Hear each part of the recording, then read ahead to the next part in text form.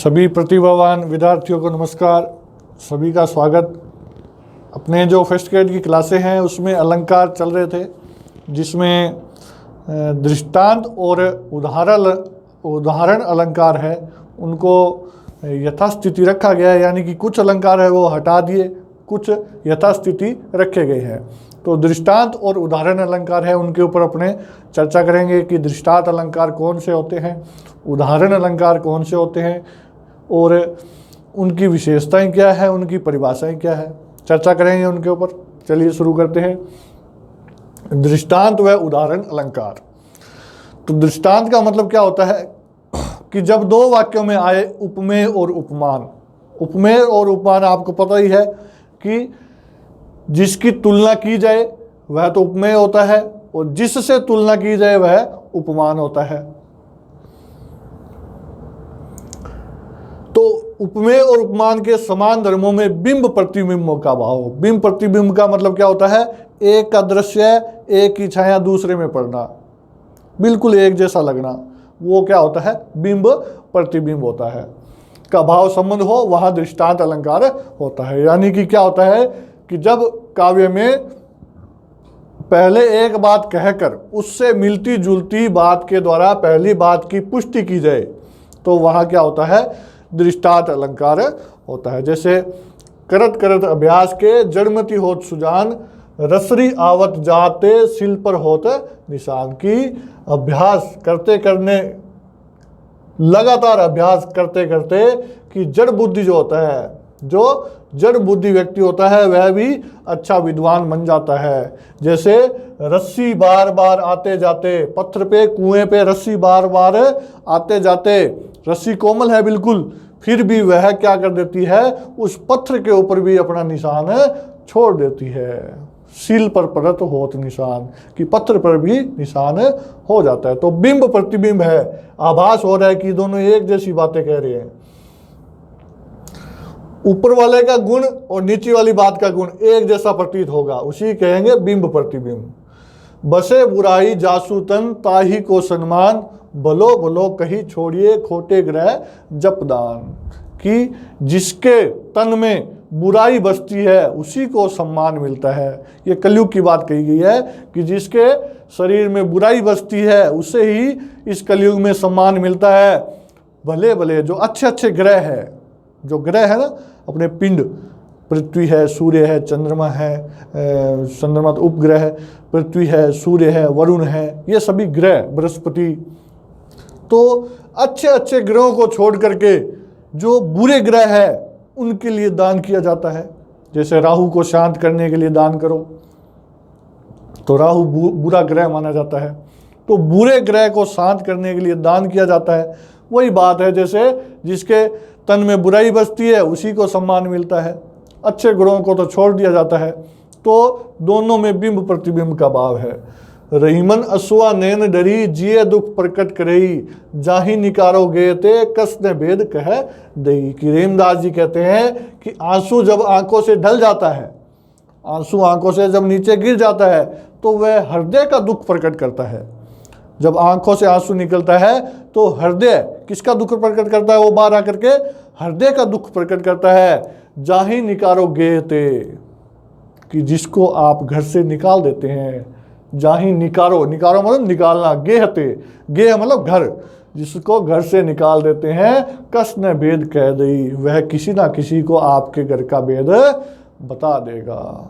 कि जिस प्रकार आंखों से आंसू निकला तो बाहर आते ही उसने बता दिया कि ये जो अंदर है इसमें कोई ना कोई दुखी है, अंदर है जो हृदय है वो दुखी है। इसी प्रकार अगर आप अपने घर से किसी को निकाल देंगे बाहर तो वो बाहर जाकर के आपके घर की बात कोई ना कोई बता देगा। सुख दुख के मधुर मिलन से यह जीवन हो परिपूर्ण, फिर घन में ओझल हो शशि, फिर शशि में ओझल हो घन। कि ये जो जीवन है ये सुख दुख के मधुर मिलन से बना हुआ है। सुख जाता है, दुख आता है, ये परिपूर्ण है बिल्कुल सुख दुख से। सुख जाता है, दुख आता है, फिर दुख जाता है, फिर सुख आता है। जिस प्रकार घन में, यानी कि बादल, घन मतलब बादल, बादल में चंद्रमा ओझल हो जाता है, फिर चंद्रमा में बादल ओझल हो जाता है। तो ये आते जाते रहते हैं, चंद्रमा और बादल। इसी प्रकार सुख दुख भी आते जाते रहते हैं। शशि मतलब चंद्रमा, घन मतलब बादल।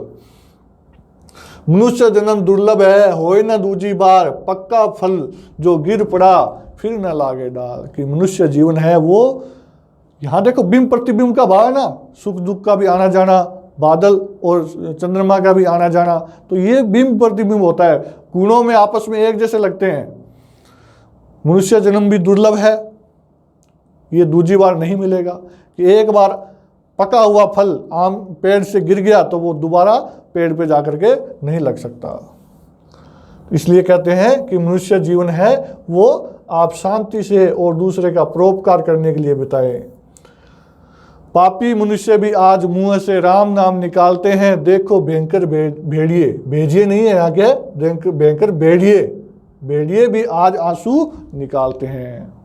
ये भी बिंब प्रतिबिंब का भाव है। परि प्रेम नंदलाल के हम ही न भात जोग, मधुप राजपद पाए के भीख न मांगत लोग। कि जो नंदलाल के प्रेम में गिर जाता है, नंदलाल मतलब कृष्ण, ये गोपियां कह रही है उद्धव को कि जो नंदलाल के यानी कि कृष्ण के प्रेम में गिर जाता है उसे जोग यानी कि योग की बातें अच्छी नहीं लगती है। नए भावत मतलब अच्छी नहीं लगती है। मधुप राजपद पाए के, मधुप किसको कहा गया? उद्धव को कहा गया कि हे उद्धव, अगर किसी को राजपद मिल जाए, ये पद है राजपद, राजपद राजा का पद मिल जाए तो उसे भीख ने मांगत लोग, फिर वह लोगों से भीख थोड़ी मांगेगा। हमें तो क्या मिल गया? गोपियां कहती है हमें तो कृष्ण मिल गए, हम कृष्ण को छोड़ करके योग थोड़ी अपनाएंगे। उसी प्रकार अगर किसी को राजपद मिल गया, राजा का पद मिल गया, तो वह भीख मांगने थोड़ी जाएगा फिर राजा बन गया तो भरत होय न राजमद, विधि हर हरिपद पाई, कभुई की काजी सिकरनी क्षीर सिंधु बिलगाई। कि तुलसीदास जी कहते हैं कि भरत है वो कभी भी राजमद नहीं है, यानी कि वह राजा बनने के बाद घमंड नहीं करता, घमंडी हो ही नहीं सकता। उसे अगर विधाता का, शिव का, हरि का पद भी मिल जाए तो भी वह घमंड नहीं कर सकता, मद में नहीं जा सकता। कौन? भरत। कि कब हुई की काजी सिकरनी, कि किसी काजी की जो मधानी होती है, मथनी होती है, जो छोटी सी मथनी होती है जिससे छाछ बिलोने का काम करते हैं तो लस्सी बनाई जाती है, तो वो मथनी। कि कभी काजी की यानी कि मिस्त्री की, कि काजी की जो मथनी है उससे क्षीर सागर, सिंधु सागर, सिंधु यानी कि समुद्र, उससे थोड़ी बिलगा सकते हैं, मथ थोड़ी सकते हैं। तो भरत के लिए ये जो राजा का पद है ये तुच्छ है। उनके प्राण नहीं बचते हैं जिनको दुर्जन अपनाते हैं, जो गेहूं के संग रहते हैं वो भी पीसे जाते हैं। तो ये दृष्टांत उदाहरण के, दृष्टांत अलंकार के उदाहरण है सभी। फिर आता है उदाहरण अलंकार। अब इन दोनों में फर्क क्या है ये देखिए कि उदाहरण का मतलब क्या है कि जब काव्य में एक बात कहकर उसके उदाहरण के रूप में दूसरी बात कही जाए और दोनों को किसी रूप में उपमावाचक शब्द, जैसे कौन से शब्द? ये शब्द, जैसे, जो, जिमी, यथा, जथा, जस, जो से जोड़ दिया जाता है, वहां उदाहरण अलंकार होता है। ये शब्दों का ध्यान रखना आप, ये शब्द होंगे वहां किसमें? उदाहरण अलंकार में ये शब्द होंगे। जैसे नीकी पर फीकी लगे बिन अवसर की बात, जैसे आ गया ना, जैसे देखो, जैसे ये देखो कि नीकी पर फीकी लगे बिन अवसर की बात, कि अच्छी बात भी तुच्छ लगती है। नीकी पर फीकी मतलब है अच्छी बात भी फीकी लगती है, तुच्छ लगती है अगर उसे बिना अवसर कहे जाए, बिना मौके के अगर कोई बात कहे तो वो बात भी क्या लगती है? तुच्छ लगती है। जैसे युद्ध करते करते आप श्रृंगार रस का वर्णन करने लग जाए तो ये बात क्या है? तुच्छ साबित होगी। तो युद्ध में तो वीर रस का वर्णन करो आप, श्रृंगार रस का नहीं करो। तो मौके पर जो बात होती है उसी का प्रभाव पड़ता है। बिना मौके अगर कोई बात कही जाए तो उस बात का कोई प्रभाव नहीं होता है। जो पावे अति उच्च पद ताको पतन, पतंग नहीं है या पतन, क्या लिखना है, पतन। जो पावे उच्च पद ताको पतन निदान, जो रहीम, ये आगे ना शब्द जो, तो उदाहरण अलंकार को पहचानने का ये तरीका है।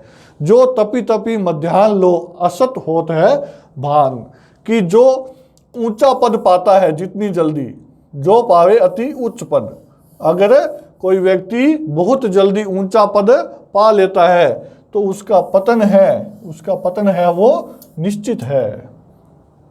ताको पतन निदान, कि उसका पतन निश्चित है। जैसे, जो मतलब जैसे तपते तपते जो सूर्य होता है, सूर्य तपते तपते मध्याह्न मतलब दिन के बीच में, दोपहर में सूर्य पूर्ण अपने उबाल पे होता है, पूर्ण तप जाता है, असत होता है भान, लेकिन वो शाम को ढल भी जाता है। भान मतलब सूर्य, भान मतलब क्या होता है, सूर्य। सुख बीते दुख होता है, दुख बीते सुख होत, दिवस गए जो निशी उदित, निशीगत दिवस होत। यहां देखो ये जो आ गया, ये उदाहरण अलंकार को पहचानने का तरीका है कि अगर सुख बीत जाए तो उस सुख बीतने के बाद क्या आता है, दुख भी आता है। जैसे रात बीतने के बाद दिन उदित होता है, उसी प्रकार दिन उदित हो जाए तो फिर शाम को रात भी हो जाती है। तो सुख दुख है वो आते रहते हैं जीवन में।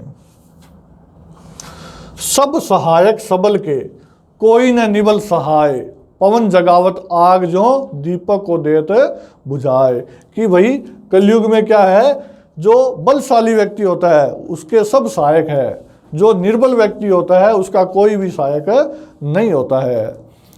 सभी क्या है, बलवान व्यक्ति का ही साथ देते हैं, और जो कमजोर व्यक्ति होगा उसे और ज़्यादा कमजोर करेंगे, उसका साथ कोई नहीं देगा। जिस प्रकार जो, ये आगे ना जो, तो उदाहरण अलंकार, जो पवन जगावत आग जो, कि अगर आग भड़क जाए, तो आग को बलशाली बताया गया है कि आग अगर भड़क जाए, आग बड़ा रूप ले ले, तो जो हवा होती है वो उस आग के साथ मिल जाती है और उस आग को और ज़्यादा बढ़ा देती है। और अगर आग छोटी सी हो दीपक के रूप में, तो वो पवन है वो उस आग को क्या कर देती है, बुझा देती है। तो दीपक की आग है उसे निर्बल बताया गया है। यो रहीम सुख होत है उपकारी के संग, बांटन वारे के लगे जो मेहंदी को रंग। यहाँ देखिए फिर जो आ गया, तो जो पहचान है उदाहरण अलंकार की। रहीमदास जी कहते हैं कि जो रहीम सुख होत है उपकारी के संग, कि अगर आप उपकारी व्यक्ति के साथ भी रहते हो तो आपको सुख मिलेगा। जो परोपकारी व्यक्ति है उसके अगर आप साथ भी रहते हैं तो आपको क्या मिलेगा, सुख मिलेगा। जिस प्रकार बांटने वाला, जो मेहंदी बांटने वाला है, उसके उस मेहंदी का रंग अपने आप लग जाता है। मेहंदी वो नहीं लगाता है फिर भी उसके अपने आप हाथों में मेहंदी का रंग लग ही जाता है। तो रहीमदास जी ने कहा है कि उपकारी व्यक्ति के साथ रहें तो आपको उसका सुख भी मिलेगा। तो ये अपने दोनों अलंकार है ये कंप्लीट कर चुके हैं। उदाहरण अलंकार, तो उदाहरण का पहचानने का मैंने तरीका बताया कि ये जो शब्द है, जैसे, जो, जिमी, यथा, जथा, जस, जो, ये शब्द उदाहरण अलंकार में आएंगे। ये शब्द आते हैं तो आपको तुरंत पकड़ लेना है कि ये अलंकार है, उदाहरण अलंकार का ही एक उदाहरण है। और दृष्टांत में क्या होता है, इन शब्दों का प्रयोग नहीं होता, बिंब प्रतिबिंब का भाव होता है। बिंब प्रतिबिंब का ध्यान रखना आप, बिंब प्रतिबिंब का भाव कौन से अलंकार में होता है, दृष्टांत अलंकार में होता है। ठीक है भाई, धन्यवाद, मिलते हैं अगली क्लास में।